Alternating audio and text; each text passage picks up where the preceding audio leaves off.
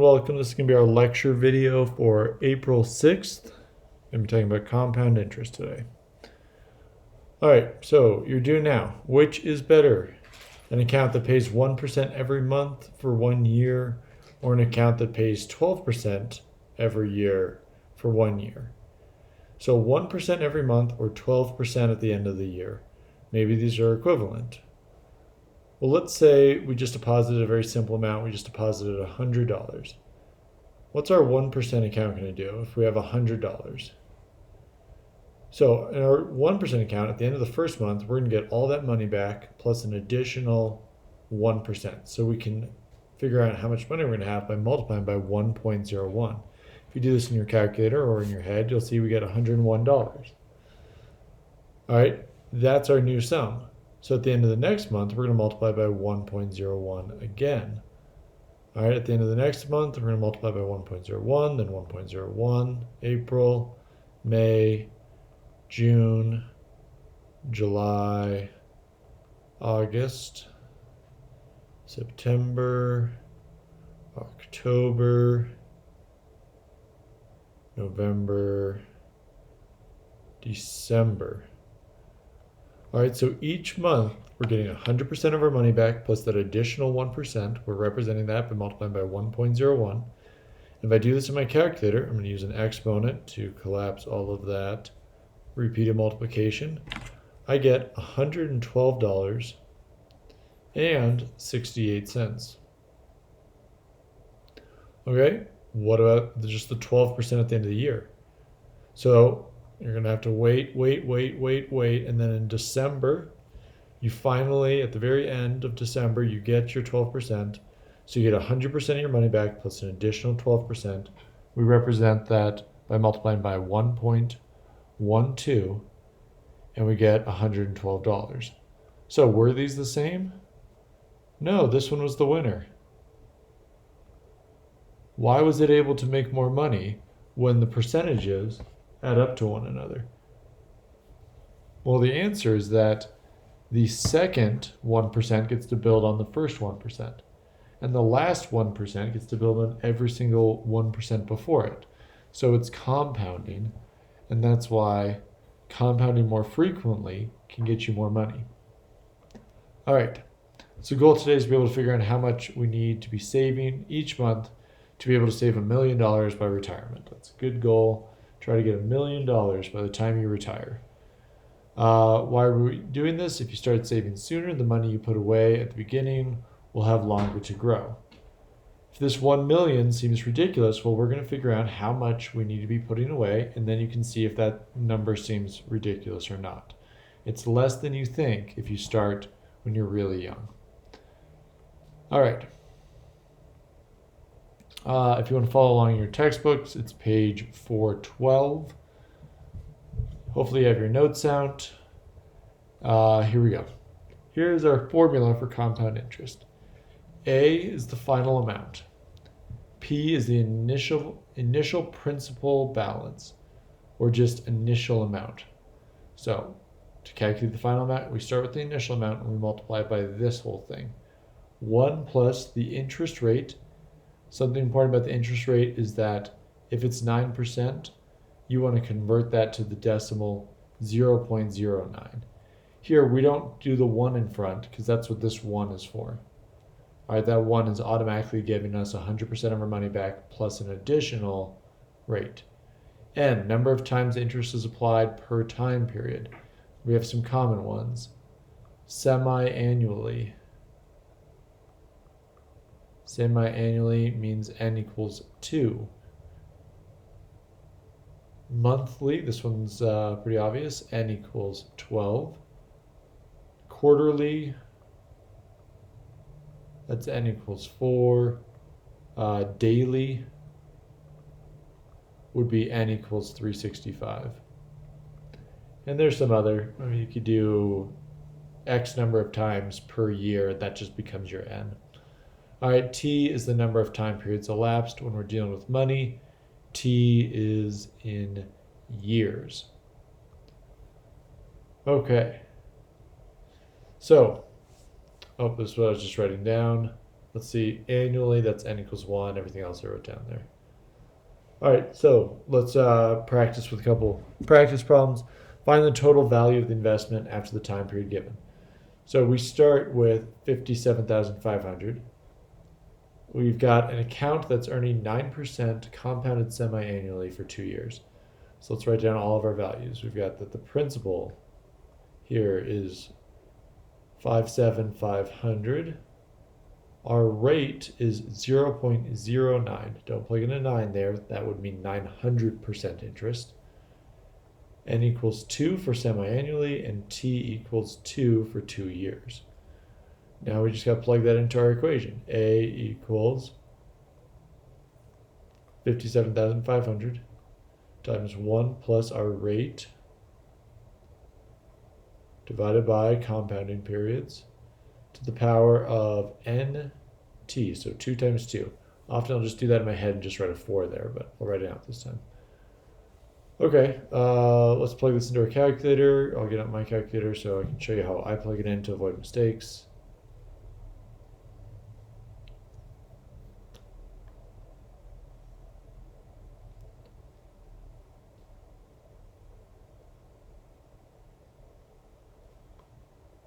All right.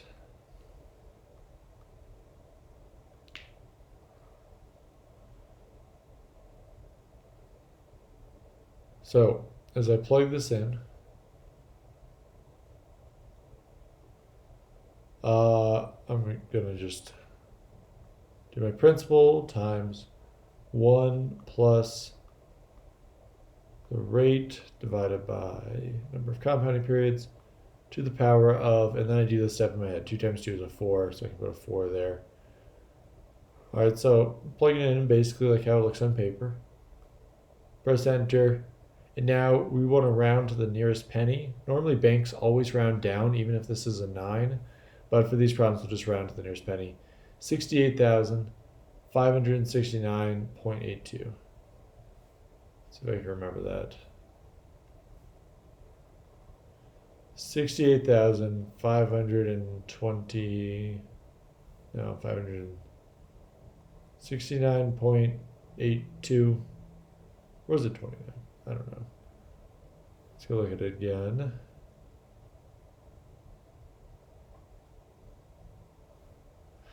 $685,69.82. Yep. All right, let's try that again. Maybe we'll try just plugging these values straight into the formula. So to get our final amount A, I need to take the initial amount, 26,200, times 1 plus the rate, 3% is 0.03. Divide that up by the compounding period, so monthlies 12 for 4 years, so that's 12 times 4 up here, but that's a 48. I'm going to do that in my head to avoid mistakes in the calculator. So we got 26,200 times 1 plus our rate divided by monthly to the power of, do that step in your head, 48. And I get $29,535.90. 29535.99. 29535.99. All right.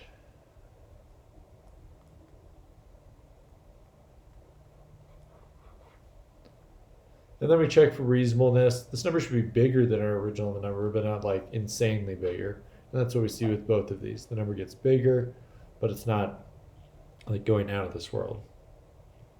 Okay, so here is our tricky problem. You make a deposit of $50 on the first day of every month in a savings account. This pays 6% compounded monthly. Will there be enough money in the account in 2 years to buy a $1,500 digital TV? So what we need to do is write an expression for each $50 that we deposit. So the first $50 gets to multiply, and we got to figure out So the 6% compounded monthly, we got to figure out what percentage that is per month. So I'm just going to do my 0.06 divided by 12 over here to see that that's 0.005. I think that's what that is.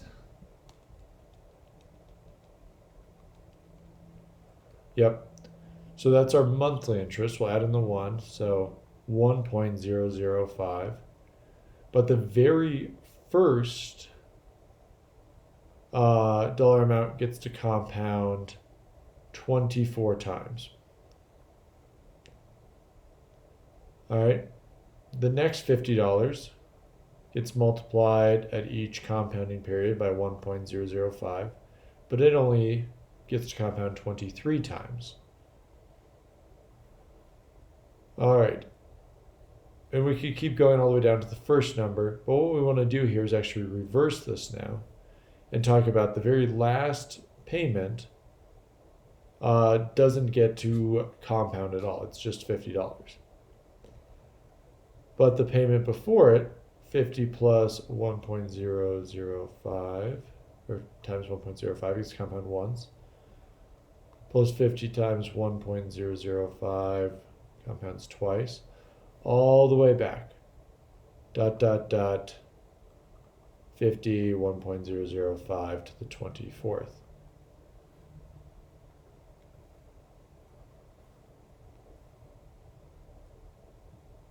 So this should look very familiar. This is a geometric series. This is the geometric series of 50 times 1.05 to the power of n. All right, we need to find the sum of this series on the interval from 0 to 24. So I need to remember my sum of a geometric series formula, and that is initial amount, a sub 1, times 1 minus r to the n, all over 1 minus r. Let's plug that in with the values that we're seeing here. So that's $50 times 1 minus 1.005, and then n is a 24 here, all over 1 minus 1.005. In parentheses, I'm going to plug this into my calculator.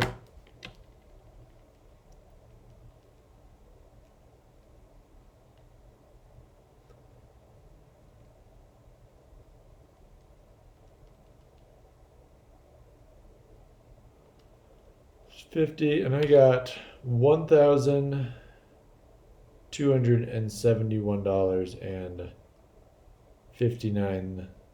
Actually, maybe we'd round that up to 60 cents, but I don't think it's going to matter. We don't have enough money. The TV was $1,500. We only got $1,271, so we can't afford the TV. But we definitely made money. I mean, if we'd only put away $50 a month for 24 months, 50 times 24, we'd only have $1,200. So we got an extra $71 just from interest there. But it wasn't enough. Let me see if this matches what's in your book. I think, what page did I say? I said page 412. The one question I have is, it's a little ambiguous if that very last amount gets added in or gets a chance to compound. But it looks like they set up this problem the exact same way. Well, I guess there is a slight difference here. They said the initial... Okay. So if you do look at page 412, they're interpreting this problem just slightly different. They're saying that this amount didn't happen, that you didn't deposit that last $50, but this is now your new initial amount. So the very last payment does get a chance to compound, and it becomes $50.25.